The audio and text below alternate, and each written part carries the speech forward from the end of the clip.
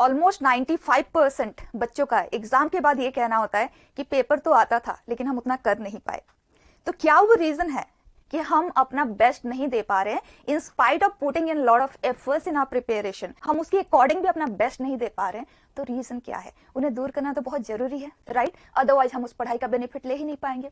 हर बार आपको लगेगा यार आता था, छूट गया, तो उस पर वर्क करना बहुत जरूरी है। तो देखते हैं क्या वो रीजन है जिसकी वजह से ये चीज हमारे साथ होती है। So first point is stress. Stress को हम लोगों ने इतना नेचुरल बना दिया है। जैसे आई रिमेम्बर कि एक पीटीएम में एक पेरेंट ने कहा, मैम थोड़े दिनों के बाद ही इसका एग्जाम है, इस बच्चे को बिल्कुल टेंशन ही नहीं है, और वो बच्चा पढ़ने में अच्छा था, used to do justice to his studies, लेकिन उसके पेरेंट्स को बहुत प्रॉब्लम था कि वो टेंशन नहीं ले रहा है। तो हमारे पेरेंट्स, हमारे टीचर्स, हमारी सोसाइटी ने स्ट्रेस और टेंशन को नॉर्मल बना दिया है। लेकिन अगर आप समझें कि स्ट्रेस एक नेचुरल चीज नहीं है बच्चे, हम उसे नेचुरल बनाने की कोशिश करते हैं, और अगर हम उसके डैमेजेस को समझ लें, शायद हम इसको नेचुरल कंसीडर नहीं करेंगे and will start working on that. Okay, look at, stress से एंजाइटी क्रिएट होती है ना, सभी को एक्सपीरियंस होगा। एंड एंजाइटी से फिर ब्लैकआउट हो जाता है। ब्लैकआउट का मतलब ये है कि हमारा ब्रेन की वो जो फंक्शनिंग है बहुत लिटिल रह जाती है या ऑलमोस्ट नील हो जाती है, हम फिर उसके बाद कुछ सोच नहीं पाते हैं, राइट? Second is confusion. क्या रीजन है जो इन चीजों को क्रिएट करती है? उन्हें देखिए, फैक्टर्स कॉजिंग स्ट्रेस। स्ट्रेस को मैं इस तरह से डिफाइन करती हूँ कि लेट्स सपोज आपका जेईई मेन का एग्जाम अनाउंस हो गया, तो एक प्रेशर सभी बच्चों के ऊपर आ गया और वो सभी के लिए एक जैसा ही अप्लाई हुआ है। अब उस प्रेशर को हम झेल पा रहे हैं या नहीं झेल पा रहे हैं, वो हमारा अपना प्रिपेयर्डनेस है। अगर हम उसे लेने के लिए प्रिपेयर्ड नहीं है तो स्ट्रेस बिल्ड करेगा, और अगर हम प्रिपेयर्ड हैं, no stress, right? So I define stress as pressure upon preparedness. Pressure is normal. Pressure will always happen whenever there is something extra that we are going to face. That is pressure, and that will be equal for everyone. But stress will vary from person to person because stress is created from inside. Pressure is from outside, and stress is very damaging. जैसे कि मैंने आपको बताया. Fine. अब stress create किन regions से होता है? One is unpreparedness. Let's suppose हम जेईई मेन की कॉन्टेक्स्ट में बात कर रहे हैं तो उसी पे स्टिक करते हैं. Otherwise, these are general things which applies in everybody's life. Okay. Unpreparedness in terms of documents. जैसे कि कल हमारा एग्जाम है और एग्जामिनेशन के टाइम पे कुछ डॉक्यूमेंट्स की हमें जरूरत पड़ेगी, जैसे कि एडमिट कार्ड, आईडी प्रूफ और what ever is required, right? Those basic documents. Second is stationeries that will require during the exam, right? ये तो कोई बहुत बड़ी बात नहीं है, बस इसको आपको लास्ट मोमेंट तक पेंडिंग नहीं रखना है. जैसे एडमिट कार्ड आपका आ जाता है, इमीडिएटली इस पार्ट को आप तैयार करके रखते हैं. Second is syllabus.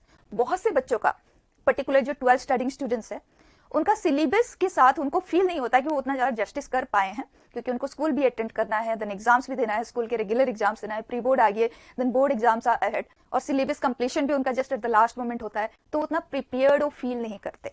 तो उसकी वजह से भी उनके अंदर स्ट्रेस बिल्ड होना शुरू हो जाता है. तो यहाँ एक चीज बिल्कुल क्लियर कर ले बच्चे, कोई भी एग्जाम की अगर हम बात करें, जेईई मेन हो, जेईई एडवांस हो, बच्चे 50 to 60% of the questions direct होते हैं. तो अगर हम उन्हें आइडेंटिफाई करके पहले कर लेते हैं ना, तो आपका परसेंटाइल वैसे ही काफी ऊपर चला गया. देन सेकंड थिंग, हर पेपर में बहुत सारे ऐसे क्वेश्चंस होंगे जो डायरेक्टली लास्ट ईयर के क्वेश्चंस के साथ लिंक्ड होंगे. थोड़ा बहुत डेटा चेंज होता है, तो अगर आपने लास्ट ईयर के क्वेश्चंस कर लिए हैं तो उस कैटेगरी ऑफ क्वेश्चंस को भी आपको करने में कोई दिक्कत नहीं आएगी. अब 5-10% क्वेश्चंस होते हैं जो थोड़े से न्यू होते हैं, थोड़े से डिफरेंट दिखने में होते हैं, लेकिन कॉन्सेप्ट तो वही होते हैं. उन्हें आपको हो सकता है सोचने की जरूरत पड़े, अदरवाइज बाकी के इन क्वेश्चंस के लिए तो कोई एक्स्ट्रा थॉट की आपको जरूरत नहीं पड़ेगी. तो अगर आपने 50% या 60% ऑफ द सिलेबस के साथ भी जस्टिस किया है, तब भी आपका परसेंटाइल बहुत बहुत बहुत अच्छा आएगा. सो स्टे रिलैक्स्ड एंड काम. बस आपको करना क्या है, अपने माइंड को प्रोग्राम करना है अकॉर्डिंगली. वहां पे वो सारी चीजें आपको डाल के जानी है पहले से ही, भाई ऐसा है मेरे साथ और मुझे ऐसे करना है, ऐसे सिचुएशन में मुझे ऐसे करना है. This is called programming of mind. अगर आपने ये काम बहुत अच्छे से किया है तो आपको कभी भी स्ट्रेस हो ही नहीं सकता किसी भी रीजन को लेके. हाँ, अगर आपने प्रोग्रामिंग नहीं की है किसी फ्रंट में और वो situation all of a sudden आ जाता है, तब स्ट्रेस उस सिचुएशन में बिल्ड हो सकता है. Fine. Programming of mind, What I mean to say, ऐसे सोचे, ले suppose you are sitting in a park, किसी का फोन रिंग हुआ, आपके पास में ही है कोई, क्या आपको इरिटेशन होगा? क्या आपको कुछ अननेचुरल सा फील होगा? नहीं, यू विल एक्सेप्ट, क्योंकि उन चीजों को हमने ऑलरेडी अपने एक्सेप्टेंस के रेंज में डाला हुआ है. अब let suppose you are in a temple और you are in a meeting and somebody's phone rings. अब कुछ को इरिटेशन होने लगेगा, कुछ को लगेगा कि ये क्या आदमी है, ऐसे भी कोई करता है. क्यों? क्योंकि वो चीज हमने अपने रिजेक्शन के लिस्ट में डाला हुआ है. तो अगर हम एग्जाम हॉल में जाने से पहले अपने माइंड को ऐसे प्रोग्राम करके चलें कि भाई ऐसे सिचुएशन भी आएंगे, कुछ क्वेश्चंस उसमें चैलेंजिंग भी होंगे जो मुझे छोड़ना होगा, बाद में ट्राई करना होगा, ये सारी चीजें अगर आप बिगिनिंग से ही सेट करके चले, दिमाग में डाल दे पहले ही एग्जाम से पहले, तो आपको एग्जाम के ड्यूरेशन में प्रॉब्लम नहीं आएगी। अब वो भी देख लें कि कौन कौन से वो फ्रंट्स हैं, कौन कौन से वो एडवर्स सिचुएशंस हैं जो हमें ड्यूरिंग द एग्जाम फेस करना पड़ सकता है। फर्स्ट, बिगिनिंग के ही कुछ क्वेश्चन हमसे नहीं हुए, हमें चैलेंजिंग लगे, don't lose yourself. 5-10% of the question हमसे नहीं हुए डज नॉट मीन आगे के नहीं होंगे। जैसे कि मैंने बोला, हर पेपर में 50% क्वेश्चन डायरेक्ट होना तो कंफर्म्ड है, तो स्किप देम। उनके बारे में ज्यादा आपको सोचने की जरूरत नहीं, कोई भी थॉट भी क्रिएट करने की जरूरत नहीं। बाद में अगर टाइम बचेगा, will come over to those. एकदम स्मार्टली एक्ट करना है, और वो तभी होगा जब आपने अपने आप को प्रोग्राम किया हुआ है पहले से, अदरवाइज नहीं होगा। Otherwise most of the students they start sweating, वहीं पे बिगिनिंग में ही they start sweating and they develop a tendency to leave. जैसे ही आप एक नेगेटिव थॉट क्रिएट करते हो, अरे ये भी नहीं हुआ, ये भी नहीं हुआ, ये भी नहीं हुआ, negative thoughts drain our energy quick. उसके बाद हमारे पास एनर्जी ही नहीं बची तो हम क्या करेंगे आगे, पूरा पेपर स्पॉइल हो जाएगा वहीं पे। तो मान के चलें, आपका टेम्परामेंट टेस्टिंग के लिए बिगिनिंग के कुछ क्वेश्चंस हो सकता है चैलेंजिंग ही आपको मिले, स्किप देम। और क्या सिचुएशन आ सकता है during in exam? Time. Almost सभी बच्चे टाइम पे ज्यादा ध्यान रखते हैं देन द पेपर। कितना टाइम बचा है, जैसे अटेंशन डाइवर्ट हुआ, दोबारा इस क्वेश्चन पे वापस आने के लिए आप कितना टाइम वेस्ट करने वाले हो? कुछ सेकंड्स तो जाएंगे, वो फ्लो तो नहीं बनेगा, कंटिन्यूटी तो डिस्टर्ब हो गई। एंड सेकंड थिंग, जैसे ही टाइम पे ध्यान गया, आप प्रेजेंट मोमेंट से हट गए। और अगर आप प्रेजेंट से हट गए, पास्ट में गए, पास्ट के बैड एक्सपीरियंसेस को रिकॉल किए, या फ्यूचर में गए, फ्यूचर में रिजल्ट का क्या होगा, इनसिक्योरिटीज डेवलप हुई, वैसे स्ट्रेस बिल्ड होगा। तो टाइम पे अटेंशन देने की बिल्कुल जरूरत नहीं है बच्चे, अपने फ्लो में करते जाओ। जितना टाइम है उतना ही टाइम है, टाइम पे ध्यान दोगे और आपका टाइम यहाँ वेस्ट होगा तो आप उतना भी नहीं कर पाएंगे। करते जाएं, एग्जाम हॉल में वैसे भी अनाउंस कर देंगे when the time is about to be over। इसीलिए आपने देखा होगा लास्ट के 5-10 मिनट्स में हम कुछ भी ज्यादा कर नहीं पाते हैं, क्योंकि कंप्लीटली वी रिमेन डिस्ट्रैक्टेड। तो ऐसा कुछ अपने आप के साथ होने नहीं देना है, तभी हम अपना बेस्ट कर पाएंगे। Fine. One more very important thing, आपने देखा होगा कि अगर आपको कोई आपका फ्रेंड या कोई स्ट्रेंजर या आपके पेरेंट किसी ने भी आपके बारे में कोई नेगेटिव चीज बोल दी, यार इससे तो ये भी नहीं होता, आपने इमीडिएटली देखा होगा कि आपने कोई थॉट भी क्रिएट नहीं किया एट दैट मोमेंट, लेकिन आपकी एनर्जी एकदम डाउन हो जाती है, होती है। तो जैसे नेगेटिव आपके बारे में कोई बोलता है, आपने सिर्फ सुना है, आपकी एनर्जी डाउन हो जाती है। और आप सोच के देखें, दिन में ऐसे कितनी बार होता है जब हम अपने ही बारे में नेगेटिव थॉट क्रिएट करते हैं। बहुत से बच्चे ऐसे करते हैं, दे कीप सेइंग, अरे अब तो इतना टाइम नहीं बचा, मुझे नहीं लगता मैं ज्यादा कुछ कर पाऊंगा। कभी सोच के देखा ये हमारा कितना एनर्जी ड्रेन करता है? जब कोई आउटसाइडर बोल देता है ये चीज, तो उसका इफेक्ट कितना होता है, और जब आप खुद ही अपने आप को बोलते हो तो उसका इफेक्ट तो उससे कई गुना ज्यादा होता है। So never let that happen with yourself. अगर आप सक्सेसफुल होना चाहते हैं बच्चे, सेल्फ अफर्मेशंस की आदत डालें, अपने आप को एनर्जी दें। Yes, I have prepared well, I am going to do well. क्या हुआ अगर मैंने 70% की तैयारी की है, मैं तो अगर 50% भी ले आता हूं तब भी मेरा परसेंटाइल बहुत अच्छा आएगा। So only positive thoughts. Fine. Then third front where unpreparedness lies. कई बार एग्जामिनेशन हॉल तक जाने के प्रोसेस में हम ज्यादा मार्जिन लेके नहीं चल रहे होते हैं, और बीच में किसी तरह का कोई एक्स्ट्रा ट्रैफिक आ जाए, वी स्टार्ट गेटिंग रेस्टलेस, क्योंकि एग्जाम हॉल में हमें वेल इन एडवांस पहुंचना होता है। तो वो मार्जिन भी आप टाइम का लेके चलें, फिर ये चीज भी बहुत इजीली रूल आउट हो जाएगा। फाइन।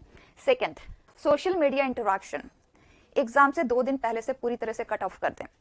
किसी फ्रेंड के साथ इंटरेक्शन नहीं, फोन को आप स्विच ऑफ कर दें, क्योंकि फ्रेंड्स के साथ आप जब भी बात करेंगे एग्जाम के रिलेटेड ही बात होगी, हमें नहीं करनी है।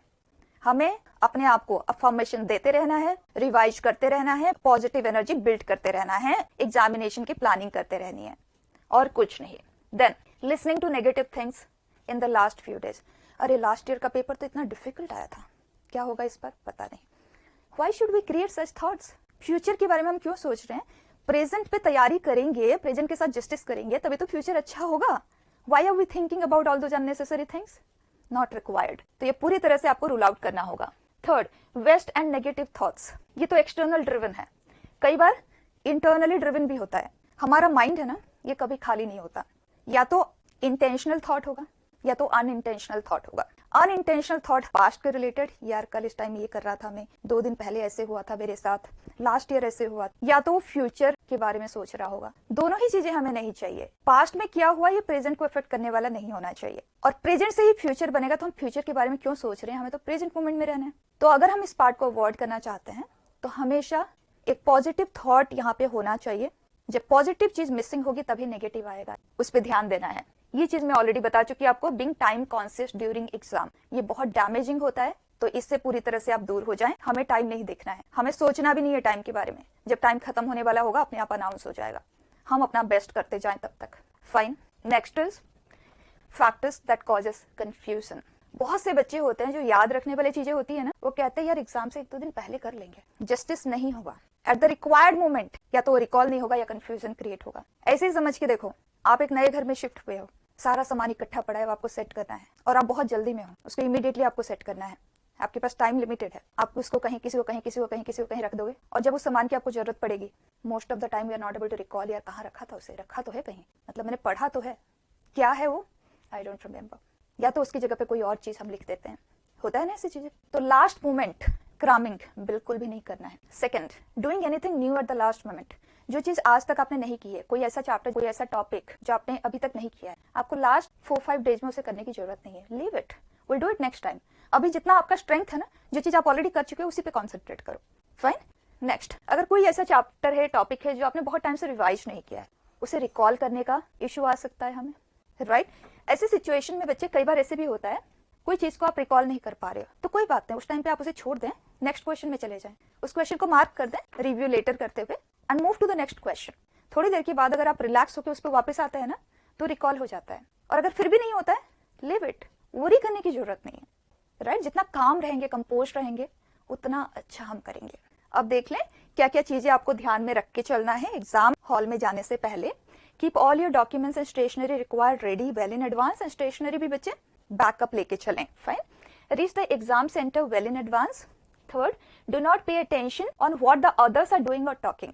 एग्जाम हॉल में जा रहे हो नेचुरली, और बहुत ज्यादा स्टूडेंट्स वहां पे आपके आसपास होंगे, बहुत सारे पेरेंट्स होंगे एंड बहुत से बच्चे स्ट्रेस में होंगे, अलग अलग तरह की बातें आपको सुनाई देगी, कान में तो सब कुछ सुनाई देगा, लेकिन आपको अंदर कुछ भी नहीं लेना है, एब्जॉर्ब नहीं करना है कोई भी चीज, आप अपने ही प्लानिंग में कॉन्सेंट्रेट करें। Next, keeping your strengths in mind, plan well how to attempt the paper and program yourself for all odd situations. अब let's suppose my strength is maths. maths में मेरी अच्छे से तैयारी भी है और मैं बहुत कंफर्टेबल भी हूँ, तो मैं मैथ्स से ही शुरू करूंगी, एक कॉन्फिडेंस आ जाएगा। कोई ऐसा सब्जेक्ट जिसमें आपको कॉन्फिडेंस भी नहीं है और अच्छे से आपने तैयारी भी नहीं की है, बेसिक लेवल की तैयारी है, लेकिन इजी क्वेश्चंस तो होंगे, उन्हें तो हम छोड़ेंगे नहीं, तो आप उस सब्जेक्ट को एंड में अटेम्प्ट करें and go through questions one by one, जो आपसे हो रहे हैं एकदम रिलैक्स होके करते जाएं, क्योंकि स्ट्रेंथ वाली चीजें तो आप ऑलरेडी कर चुके हैं, परसेंटाइल तो आपका वहां से ऑलरेडी बन चुका है, बस यहाँ से थोड़ा सा और हमें इंक्रीज करना है उसे। फाइन। तो अभी का जो टाइम है बच्चे, डे बिफोर द एग्जाम, आपको कुछ भी सब्जेक्ट रिलेटेड नहीं करना है, सिर्फ और सिर्फ planning for the exam, programming of mind